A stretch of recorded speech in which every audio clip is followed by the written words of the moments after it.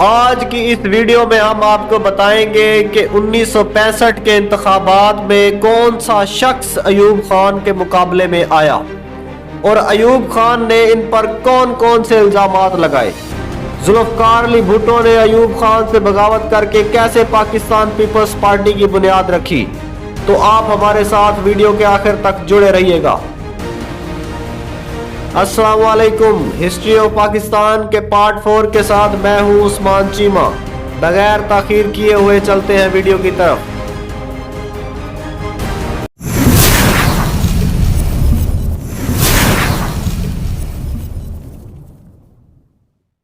General Ayub Khan نے جب سیاستدانوں پر پابندی لگا دی اور سوچا کہ اب میرا کوئی مد مقابل نہیں رہا، تو انہوں نے انتخابات کروانے کا فیصلہ کیا۔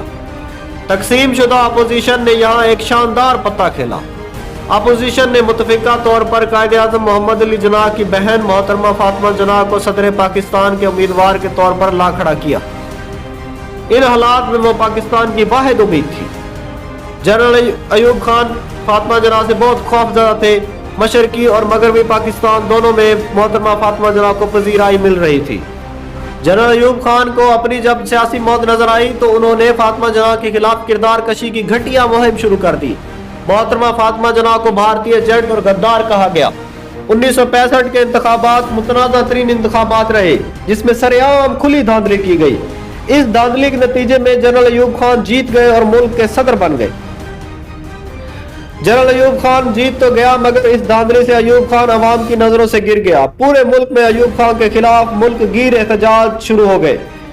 اسی سال پاکستان کو 2 معاشی نقصانات بھی ہوئے۔ ایک تو 1965 کی جنگ، جس میں پاکستان نے اپنا بھرپور دفاع کیا، دوسرا امریکی امداد کا بند ہو جانا۔ ہوا کچھ یوں کہ 1965 کی جنگ کے بعد امریکہ پاکستان سے ناراض ہو گیا، کیونکہ امریکہ سے پاکستان کا معاہدہ تھا کہ پاکستان امریکی ہتھیاروں کو بھارت کے خلاف استعمال نہیں کرے گا۔ پاکستان نے ہتھیار بھرپور استعمال کیا، جس سے امریکہ ناراض ہو گیا اور اس نے پاکستان کی امداد روک دی۔ 1965 کی جنگ کس وجہ سے ہوئی اور اس جنگ میں پاکستان کو کیا نقصان ہوا، اس کے لیے ہم علیحدہ ویڈیو بنائیں گے جس میں آپ کو سب کچھ بتایا جائے گا۔ اب ہم چلتے ہیں مزید آگے ویڈیو کی طرف۔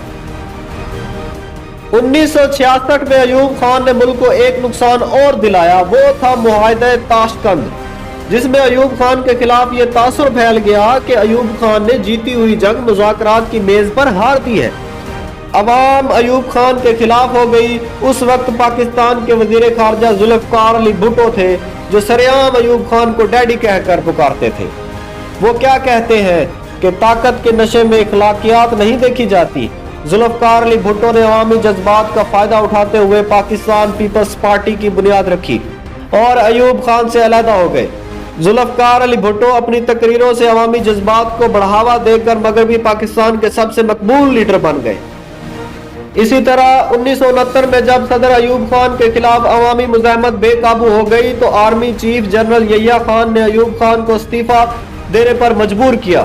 جنرل ایوب خان نے پاکستان پر 10 سال اور 6 ماہ حکومت کی۔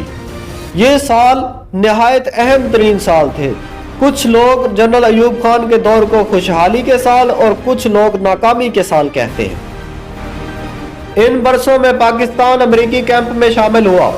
امریکی مدد سے منگلہ اور تربیلا ڈیم تعمیر کیے گئے، زراعت کو فروغ دیا گیا۔ پاکستان پہلی دفعہ گندم میں خود کفیل ہوا۔ انہی سالوں میں پاکستان آزادانہ خارجہ پالیسی سے بھی پیچھے ہٹا اور امریکہ کا حمایتی بنا۔ امریکی امداد جو خوشی سے شروع کی گئی اور پھر ناراضگی پہ ختم ہوئی، پاکستان نے اپنی معیشت کو مضبوط کرنے کی بجائے امداد کا سہارا لیا اور مشرقی پاکستان کو محروم کیا گیا، جس کا نقصان بعد میں اٹھانا پڑا۔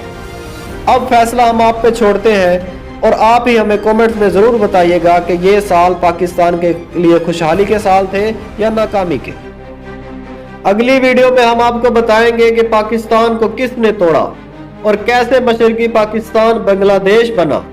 جنرل یحییٰ خان نے کون کون سی غلطیاں کی جس سے ملک کو نقصان ہوا اور ملک 2 ٹکڑوں میں تقسیم ہوا۔ یہ سب ہم آپ کو ہسٹری آف پاکستان کے اگلے پارٹ میں بتائیں گے۔